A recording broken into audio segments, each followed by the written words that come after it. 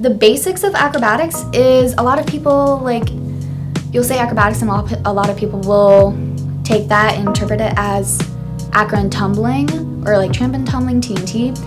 And honestly, acrobatics is actually just a slightly different version of cheer.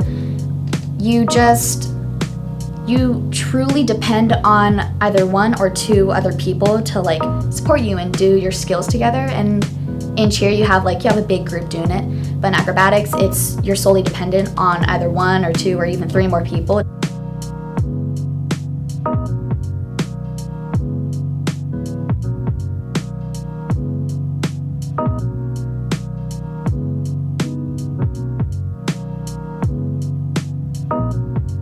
Started doing acrobatics when I was 7.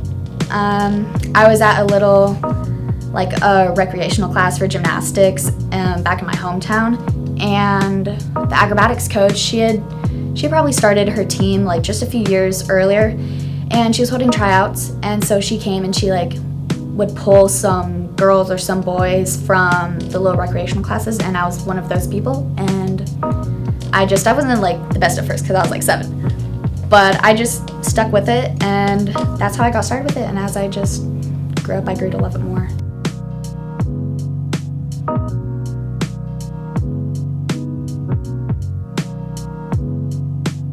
After nationals, you can be on the national team depending on how you place and how you do.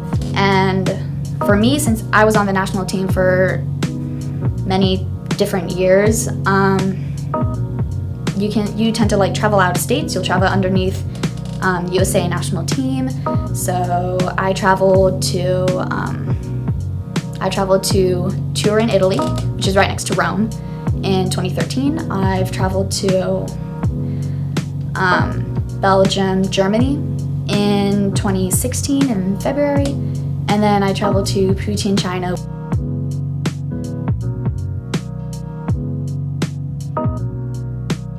With each national championship, which tends to be in July or June, that's when they decide the new national team, and then each year you just kind of rotate.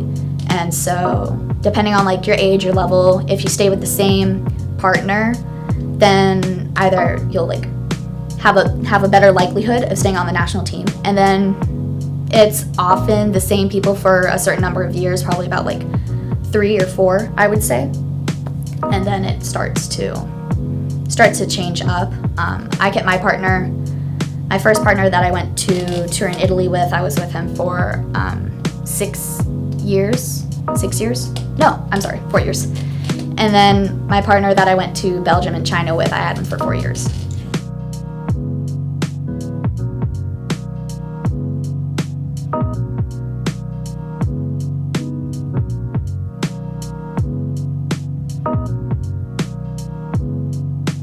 The only difference is that as a top, or in cheer you would say flyer, but as a top in acrobatics, my partner was doing the work for me. And so in gymnastics, you have to learn to be able to do that stuff on your own. You have to learn to be able to use your legs without that extra bump, or use your arms without that extra sense of stability, because you're just on an object, you're not on another person helping you.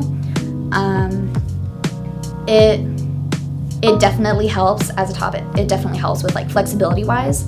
So being an acrobat and a gymnast at the same time, it helped me a lot. It helped me better my gymnastics career and just kind of better my understanding of my hand-eye coordination, just all that kind of stuff.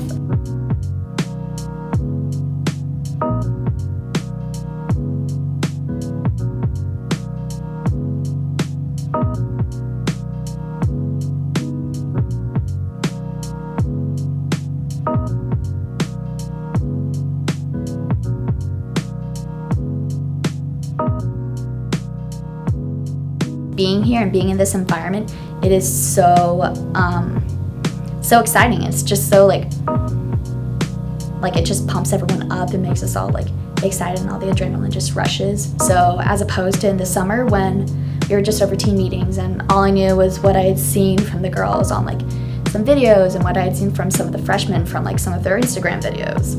That was just light years different from what I'm seeing here. we're all in this environment, and we all feed off of each other's excitement, and it's just super exciting.